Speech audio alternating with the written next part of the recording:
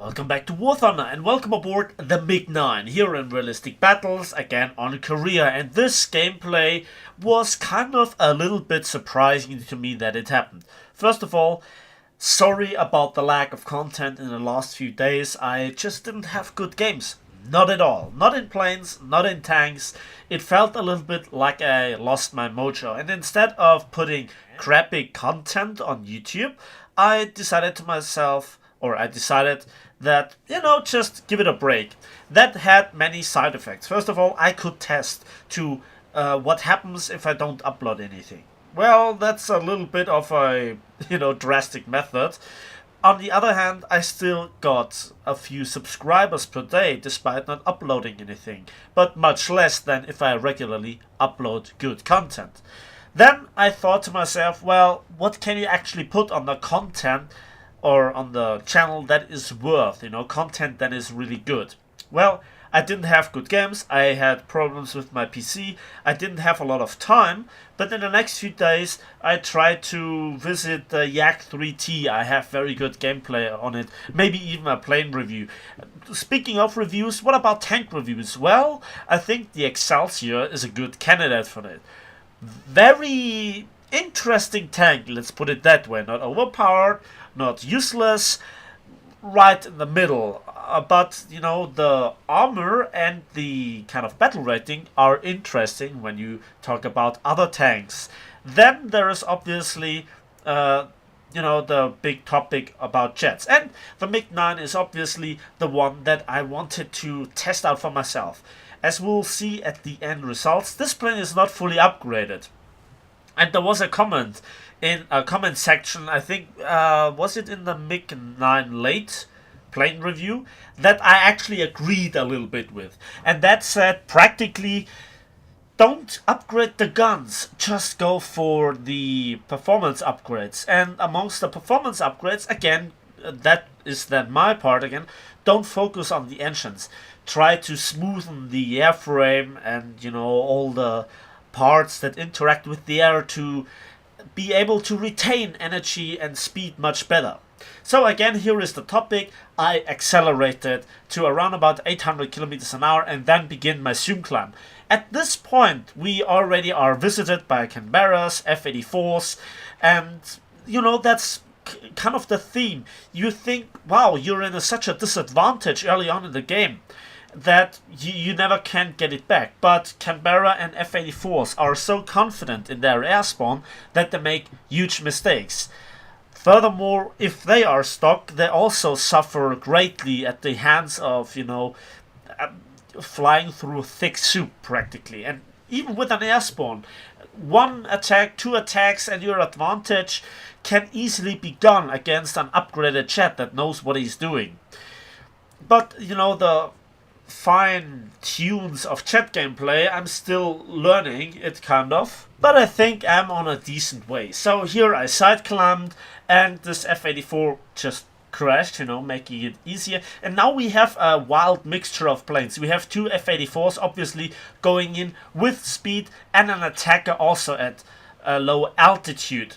Above me, or kind of at the same altitude, is the Meteor. Yes, those planes are a few kilometers away, but we are in jets and we are going for each other. So the relative speeds can exceed 1,800 kilometers an hour easily. And then this attacker made huge mistakes and the 37mm hits home and I zoom through. I'm not maneuvering wildly. This is not what the MiG-9 is designed to do. However, you kind of saw the attack. I aligned my guns and those guns are practically stock.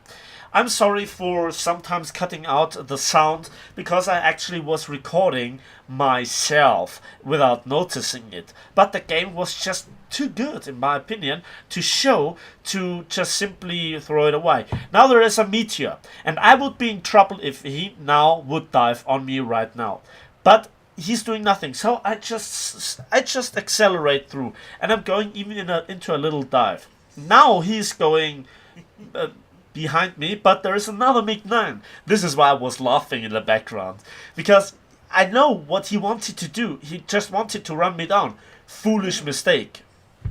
But this is you also have to count on your enemies to make mistake or to get bored.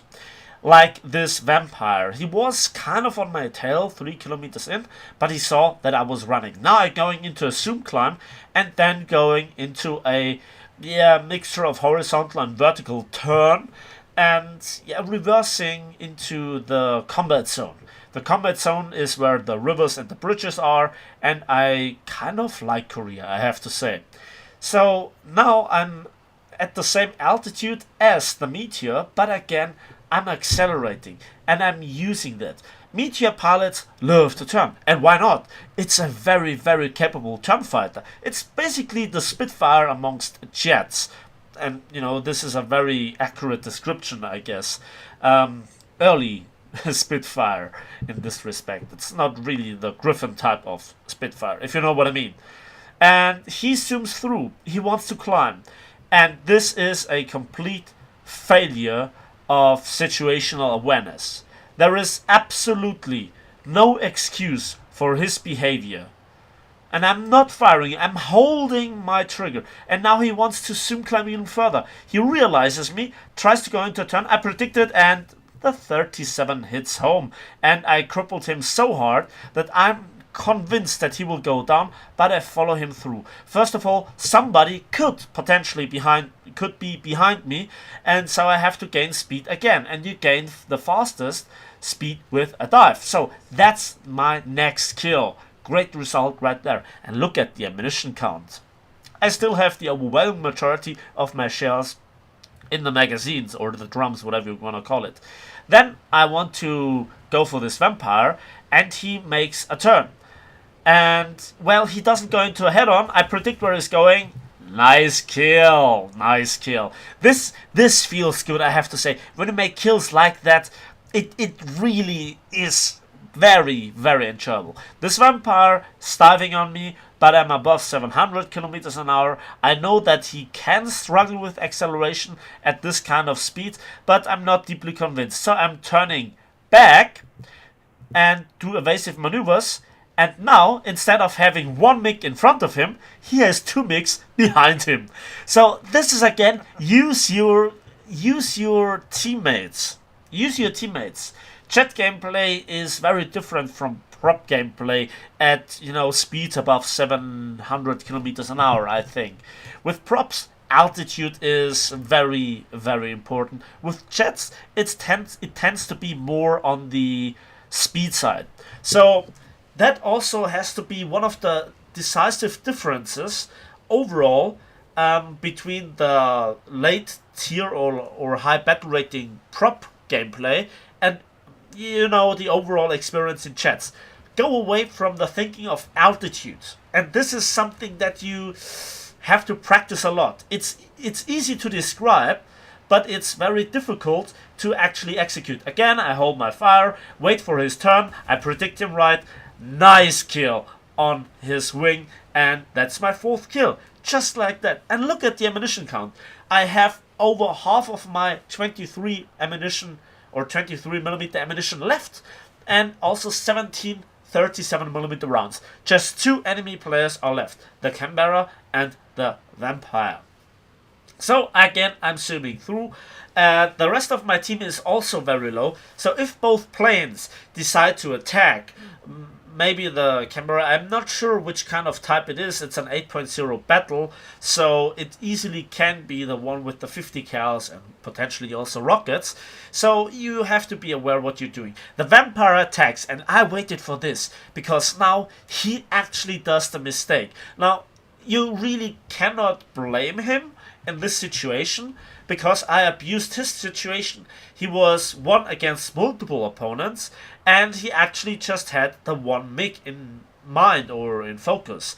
And now he's turn fighting with the MiG-9. Yes, the Vampire has the turning advantage over the MiG-9, but there is one thing that the MiG-9 has as an advantage.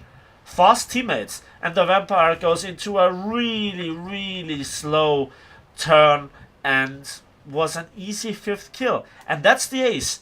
just like that. So again, I have to apologize for the dabbing in the background. That's me hammering on my keyboard, which is normally silent, but the microphone was directly above the keyboard. So if you ever have wondered what my keyboard sounds, this is how it sounds. And yeah, that's a nice match so far. And the Canberra goes head on with an IL-28. GG, well played. Now, this is kind of the match that you do not really have often. So, what did I do? I engaged the enemies one by one. I used my overall speed advantage that I have. I did always try to have the altitude advantage, but not by like 2-3 kilometers. I just tried to get to the same altitude to then have an advantage with superior speed. That's the key. How to lead the guns is very easy. Go close and even closer, and if you think you have led enough, lead more. And remember, those are practically stock guns. So let's have a quick look at the post-battle results. So I think the MiG-9 is inferior to the MiG-9 late, which is completely feelable.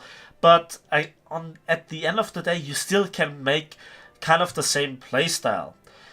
So, with 5 kills, I got over 100,000 civil lines, and with a 15% research point booster and a premium account, I got 6,868 research points and 2,800 score points for just 5 kills.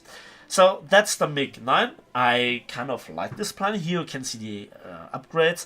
I'm completely stocked with the armament except air targets for the 37, which is the weapon that makes the kills, in my opinion. So, again, I apologize for the gap, the sound quality, but I still hope that you enjoyed the gameplay and my return to YouTube, because of this long absence for my kind of upload schedule on a regular basis or daily basis. So yeah, I hope you liked it. Please give it a like and subscribe if you want to see more, and we will see each other in the skies of War Thunder.